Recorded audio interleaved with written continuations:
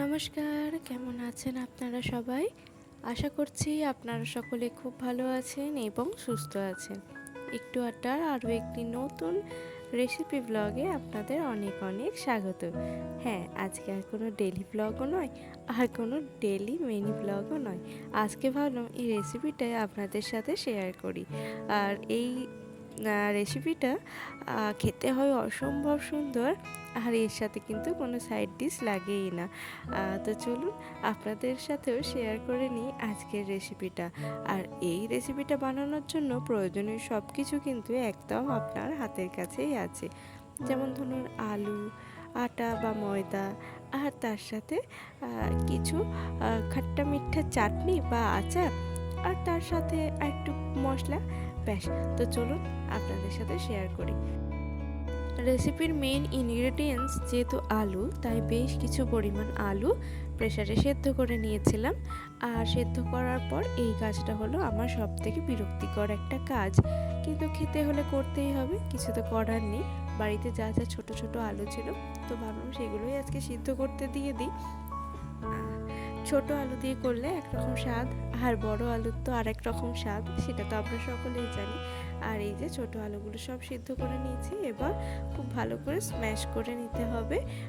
এই মানে ভিতরে পুরটা যাতে বেশ সুন্দর হয়, সেই কারণে কিন্তু এতে একটু ছোলার ছাতু, আর তার সাথে দিয়েছি একটু আম তেলের খাট্টা মিঠা, একটু আম অংশটা, আর তার সাথে দিয়েছি একটু লঙ্কার আচার, আর তার সাথে আছে একটু ভাজা মশলা, আর নুন আর মিষ্টি আপনার সুবিধা মতন দেবেন। আজকে যেহেতু ছিল নিরামিষ, তো আজকে আমি নিরামিষ আলুর পরোটাই বানিয়েছি। আর চাইলে এর সাথে আপনারা একদম কুচি কুচি করে পেঁয়াজ আর লঙ্কা, তো অবশ্যই ধনেপাতা যার যা থাকবে বাড়িতে সেটা আপনারা দিতেই পারেন। এরপর খুব ভালো করে হাতে করে কিন্তু থেসে থেসে মেখে নিয়েছি। দেখবেন ফুচকার আলুটাও কিন্তু ওই হাতে করেই মাখা হয়, আর তার স্বাদ হয় অন্যরকম। আর আপনি স্ম্যাশার করে মাখলে তার স্বাদটা হবে বাবু অন্যরকম। যতক্ষণ না হাতের ছোঁয়া লাগছে, তার যেন ঠিকঠাক স্বাদ আসে না বলেই আমার মনে হয়। আপনারা চাইলে এটা আটা দিয়েও করতে পারেন, আবার চাইলে ময়দা দিয়েও করতে পারেন। আজকে আটা দিয়েই করা হয়েছিল। আর দেখলেন তো কেমন ঠেসে ঠেসে পুর ভরা হলো। আচ্ছা বলুন তো, এমন একটা মুখরোচক টেস্টি খাট্টা মিঠা একটা আলুর পুর যদি এতটা পরিমাণে একটা পরোটার ভেতর থাকে, আপনার কি আর কোনো কিছু সাইড ডিশ লাগবে? আমার তো একেবারেই লাগে না। তো চলুন, মায়ের এদিকে টুকটুক করে সমস্ত লেচিতে কিন্তু পুর ভরা হয়ে গেছে, প্রায় হয়ে গেছে।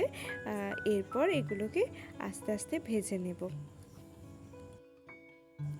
এই পুর ভরাটা এখনো পর্যন্ত আমি ভালো করে রপ্ত করতে পারিনি। এই যে, আর একটা তো বেলার চেষ্টা করেছিলাম, দেখুন অনেকটা করে পুর ভরা ছিল বলে কি অবস্থায় না হয়ে গেছে। এরপরেরগুলো মা সুন্দর করে বেলে দিল। আর হ্যাঁ, এটাতে কিন্তু তেল ছাড়া আটা বা ময়দা দিয়ে বেলবেন, তাহলে কিন্তু আর ফাটবে না। আর খুব হালকা হাতে বেলতে হবে, তাহলে আর কোনো রকমই ফাটবে না।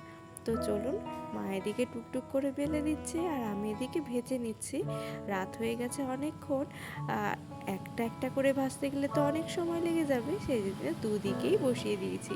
একটা কড়াইয়ে আর একটা কিন্তু তাওয়াতে বসিয়ে দিয়েছি। তো দু হাতেই কিন্তু কাজ চালিয়ে যাচ্ছি।